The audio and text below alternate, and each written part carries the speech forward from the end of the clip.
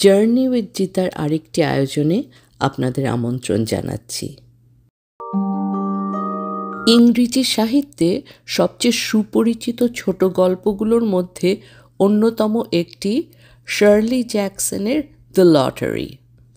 1948 সালে গল্পটি the new yorker ম্যাগাজিনে প্রকাশিত হয়েছিল। অনেকেই এটির অনুবাদ করেছেন। আমি লেখক ও কবি কাউসার চৌধুরীর অনুবাদটি পড়ে শোনাচ্ছি। জুন মাসের 27 তারিখ, ঝকঝকে রৌদ্রোজ্জ্বল এক সকাল। গ্রীষ্মের চমৎকার আরামদায়ক আবহাওয়া পরিবেশটাকে বেশ উপভোগ্য করে তুলেছে। সবুজ শ্যামল ঘাসের সাথে নানা বর্ণের ফুল ফুটেছে। উৎসব মুখর এই দিনটিতে গ্রামের সর্বস্তরের মানুষ জমায়েত হতে শুরু করল একটি মাঠে। জায়গাটি গ্রামের পোস্ট অফিস আর ব্যাংকের ঠিক মাঝামাঝি অবস্থিত। সময় আনুমানিক 10টা বাজে। গ্রীষ্মের ছুটিতে স্কুল বন্ধ থাকায় ঐতিহ্যবাহী এই উৎসব উপভোগ করতে সবার আগে ছোট ছোট বাচ্চারা এসে জড়ো হয়েছে। তবু কেন যেন তাদের চোখে মুখে স্বাভাবিক উচ্ছ্বাসের ঘাটতি দেখা যাচ্ছে। এই জন্য অনেকটা নীরবে জটলা পাকাচ্ছে তারা। তবে তাদের মধ্যে ববি মার্টিন কিছুটা ব্যতিক্রম। সে ছোট ছোট পাথরের টুকরো দিয়ে পকেট ভারী করে ফেলেছে। বাকি বাচ্চারাও তার দেখাদেখি একই কাজে উদ্বুদ্ধ হয়ে পাথর কুড়োতে ব্যস্ত হয়ে পড়ল।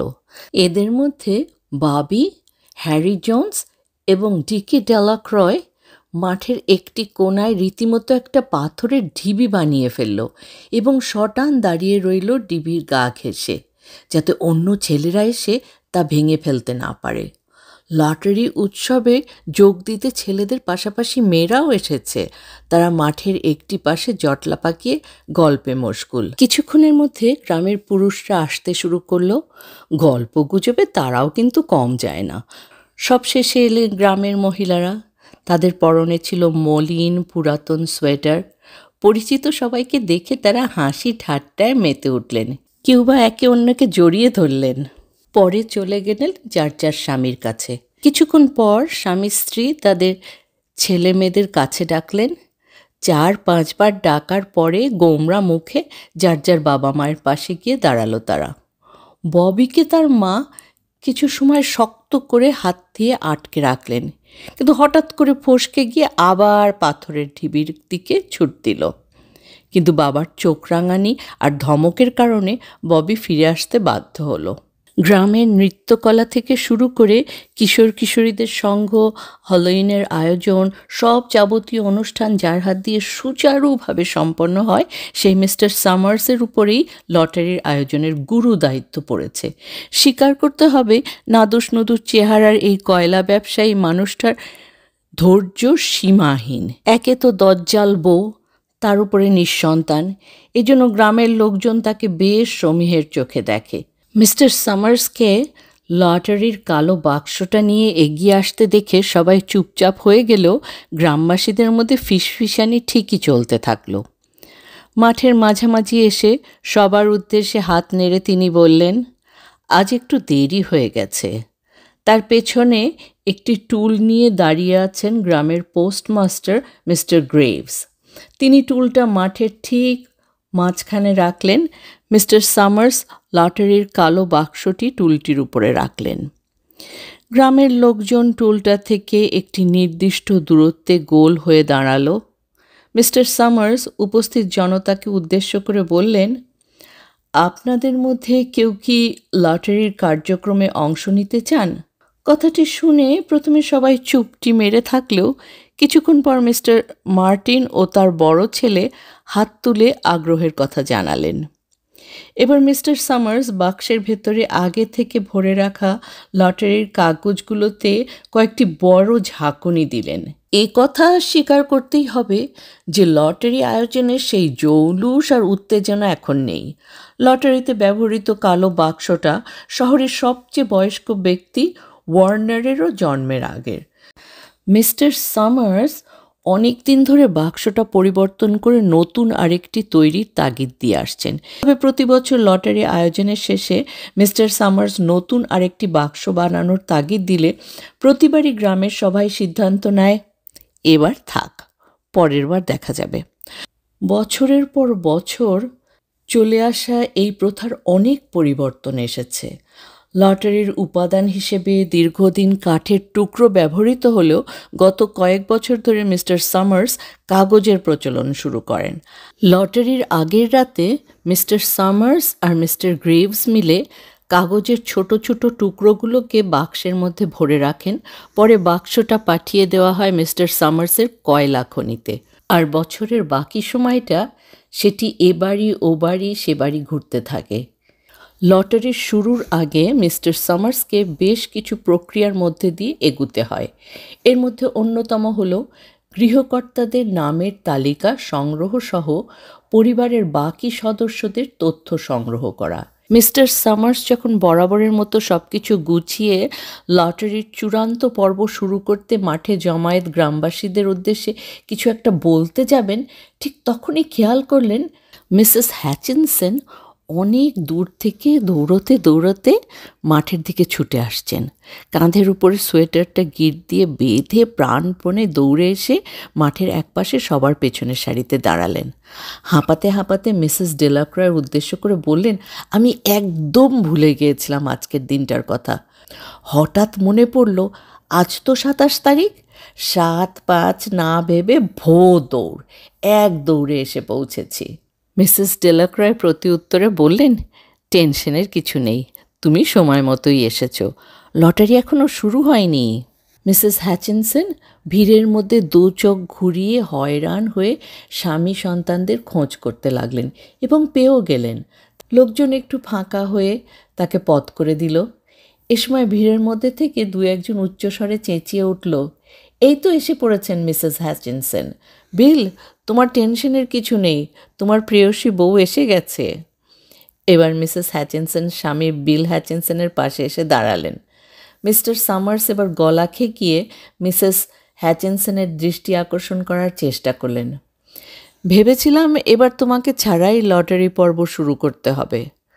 কথাটা শুনে দাঁত কেলিয়ে হাসলেন মিসেস হ্যাচিনসন।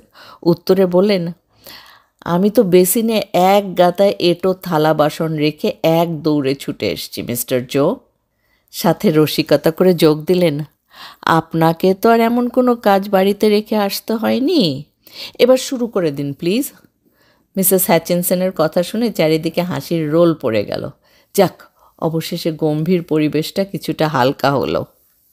ঠিক আছে, শান্ত কণ্ঠে বললেন মিস্টার সামার্স, আমাদের এবার শুরু করা উচিত। আগে ভাগে শেষ করে যার যার কাজে ফিরে যাওয়া যাবে। কেউ এখনো বাকি আছে নাকি? ডানবার, ভিড়ের মধ্যে থেকে অনেকে বলে উঠল। ডানবার এখনো আসেনি। ক্লাইভ ডানবার। মিস্টার সামার্স হাতের তালিকার দিকে চোখ বুলিয়ে নিশ্চিন্ত হলেন। শুনেছি কদিন আগে পা ভেঙেছে লোকটার, তবে এর সত্য মিথ্যা জানি না। ঘটনা কি সত্যি? এর পক্ষে কে লটারি টানবে? আমি আছি, একটি নারী কণ্ঠ শোনা গেল ভিড়ের মধ্যে। পরিচালক তার দিকে তাকিয়ে বললেন, তাহলে স্বামীর হয়ে স্ত্রী লটারি তুলবে? তিনি আরও যুক্ত করলেন, তোমাদের তো প্রাপ্তবয়স্ক একটি ছেলে আছে, তাই না? আমার মনে হয় বাবার হয়ে সেই লটারি তুলুক। হোরাসের বয়স এখনো 16 হয়নি। কাচুমাচু করে কথাটা বললেন মিসেস ডানবার। এবছর বুড়ো লোকটার পক্ষে আমাকেই লটারি টানতে হবে। ঠিক আছে, ঘোষণা দিলেন লটারি পরিচালক। হাতে ধরে রাখা তালিকায় কিছু একটা লিখলেন, তারপর উচ্চস্বরে বললেন, ওয়াটসনের ছেলে এবছর লটারি টানবে। ভিড়ের মধ্যে থেকে লিকলিকে লম্বা একটি ছেলেকে হাত তুলতে দেখা গেল। এই তো আমি, মায়ের পক্ষে আমিই কাগজ তুলব। ভিড়ের মধ্যে থেকে চিৎকার শোনা গেল, সাব্বাস জ্যাক। লোকজনের কথা শুনে ভয়ে মাথা নিচু করে নিজেকে আড়াল করার চেষ্টা করলো ছেলেটি। লোকজন আরও বলতে লাগলো, যাক, অবশেষে তোমার মা একজন পুরুষ মানুষের ব্যবস্থা করতে পেরেছেন তাহলে। চারিদিকে নীরব নিস্তব্ধ দেখাচ্ছে। হাতের তালিকার দিকে একটু দৃষ্টি দিয়ে গলা খেকিয়ে মিস্টার সামার্স বললেন, সবাই প্রস্তুত আছেন তো? আমি এখন তালিকা দেখে একে একে নাম ডাকব। প্রথমে আসবে পরিবারের কর্তারা।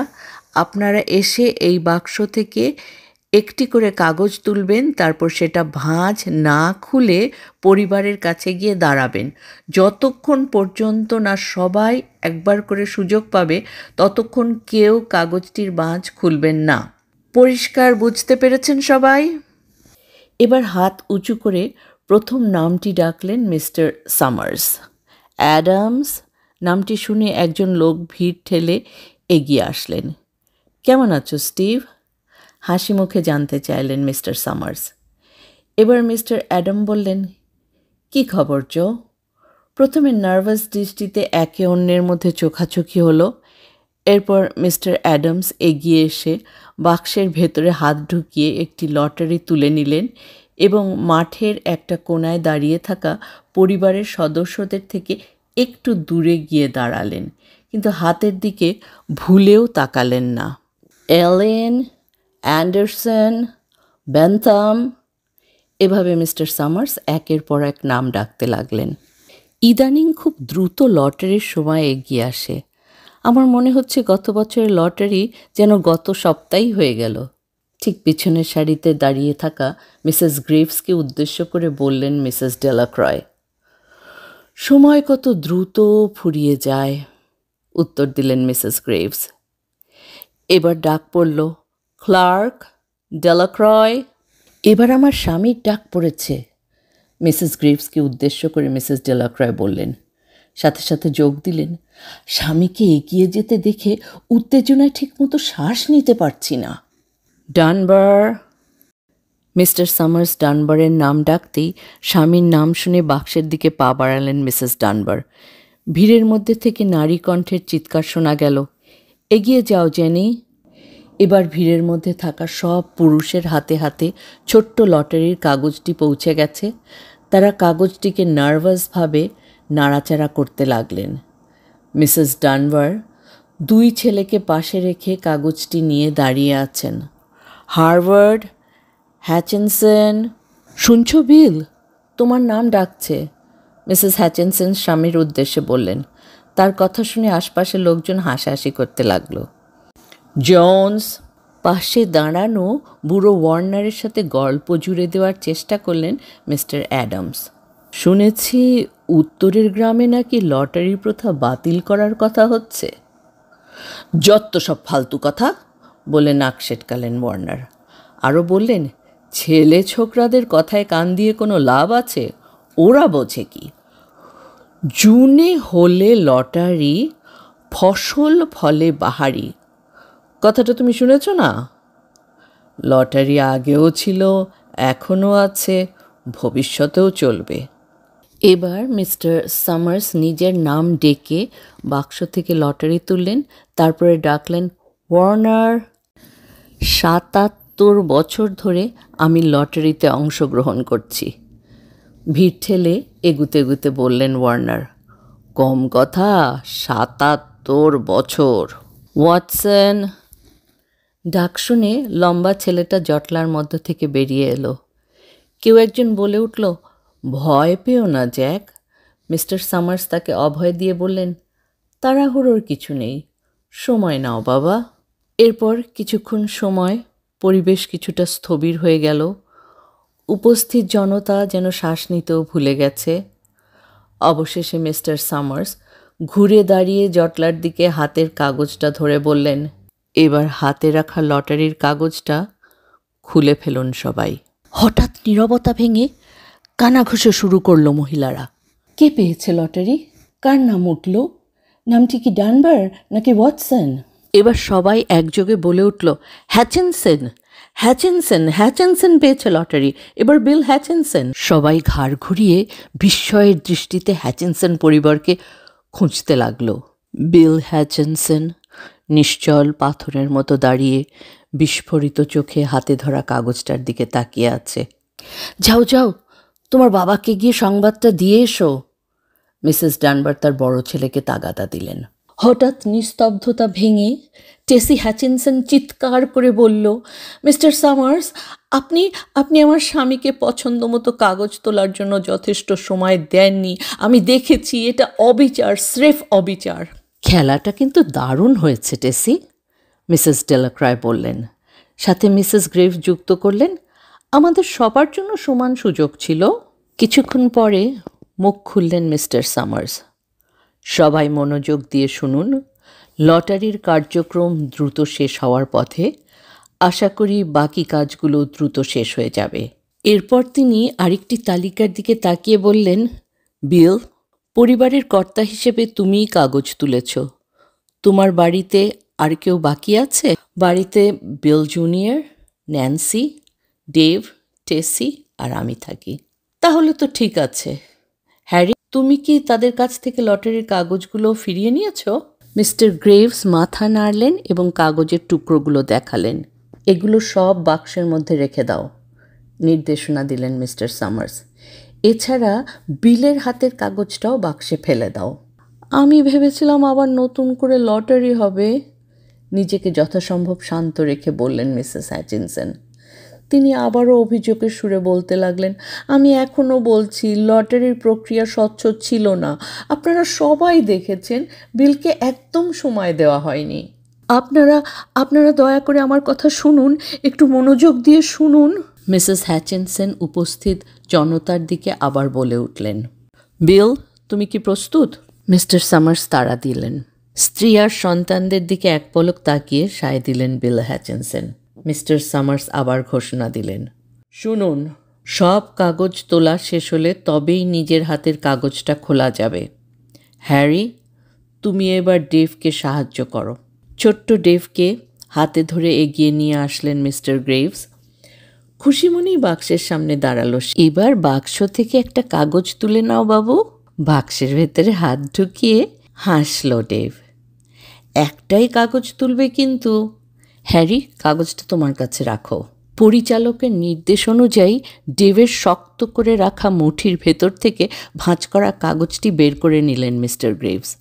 বাচ্চাটা তার মুখের দিকে অবাক হয়ে তাকিয়ে রইল। এবার ন্যান্সির পালা। 12 বছর বয়সের মেয়েটার নাম ডাকতেই ওর স্কুলের বান্ধবীরা আঁতকে উঠল। সে স্কার্ট উঁচিয়ে ধীর পায়ে বাক্সের কাছে এসে দাঁড়ালো। এবার ভয়ে ভয়ে একটা কাগজ তুলে নিল। মিস্টার সামার্স বিলিকে ডাকলেন। বিল জুনিয়র। আতঙ্কে তার মুখটা লাল হয়ে উঠল, তার পা দুটি কাঁপতে লাগলো। লটারি তুলতে আরেকটু হলেই সে অসাবধানতাবশত বাক্সটাই নিচে ফেলে দিচ্ছিল। অনেক ভেবে চিনতে একটা কাগজ তুলে নিল বিলি।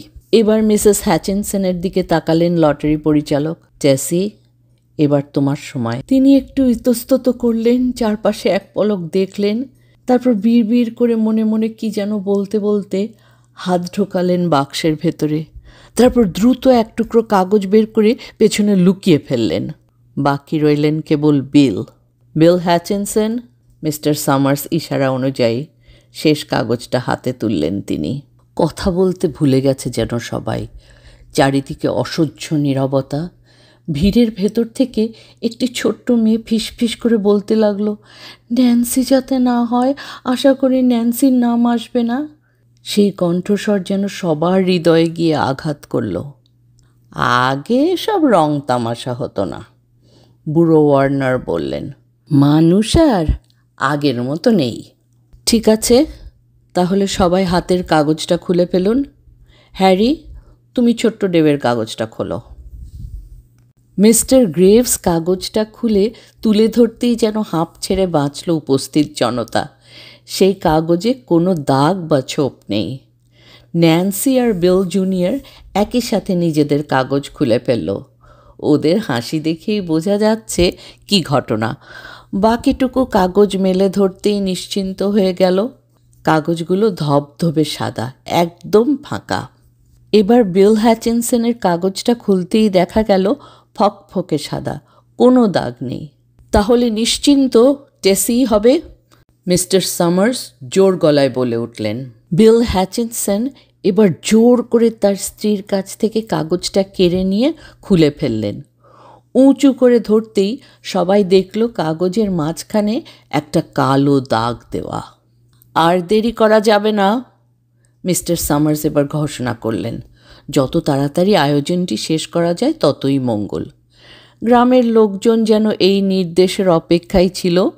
পুরাতন রীতিনীতি অনেক কিছু ভুলে গেলেও পাথর নিক্ষেপের কথা সবার মনে আছে। সবাই তড়িঘড়ি করে ছুটে গেল পাথরের স্তূপের দিকে। হাতের কাছে বিশাল একটা পাথর দেখে 2 হাতে সেটাকে তুলে নিলেন মিসেস ডেলাক্রয়। মিসেস ডানবার 2 হাতে কয়েকটি ছোট ছোট পাথর বেছে নিলেন এবং উত্তেজনা চাপিয়ে রাখার চেষ্টা করলেন। তিনি মিসেস ডেলাক্রয়কে উদ্দেশ্য করে বললেন, আমি একদম দৌড়তে পারি না, তুমি সামনে যাও, আমি পেছনে পেছনে আসছি। বাচ্চাগুলো আগে থেকেই পাথর নিয়ে অপেক্ষা করছিল। এর মাঝেই কে যেন ছোট্ট ডেভের হাতে কয়েকটা নুড়ি ধরিয়ে দিয়েছে। টেসি হ্যাচিনসন মাঠের ঠিক মাঝখানে দাঁড়িয়ে আছেন। দেখলেন গ্রামবাসীরা চারপাশ থেকে পাথর হাতে এগিয়ে আসছে। এটা অবিচার, একদম অবিচার, মিসেস হ্যাচিনসন আবারও বলে উঠলেন। হঠাৎ এক টুকরো পাথর ছুটে এসে কপালের এক পাশে আঘাত করল। বুড়ো ওয়ার্নার দাঁত কেলিয়ে হাসতে হাসতে হাঁক দিল, কোথায় গেলে সবাই? এসো এসো, জলদি এসো। এ হতে পারে না, এটা অবিচার, প্রাণপণে চিৎকার করলেন মিসেস হ্যাচিনসন। তার কান্না মিশ্রিত আর্তনাদ কেউ গুরুত্ব দিল না। একসাথে ঝাঁপিয়ে পড়ল গ্রামবাসী। বৃষ্টির ফোঁটার মতো একের পর এক পাথর ছুটে গেল লটারি বিজয়ীর দিকে। 1000 বছর ধরে চলে আসা প্রথা না মেনে যে উপায় নেই তাদের।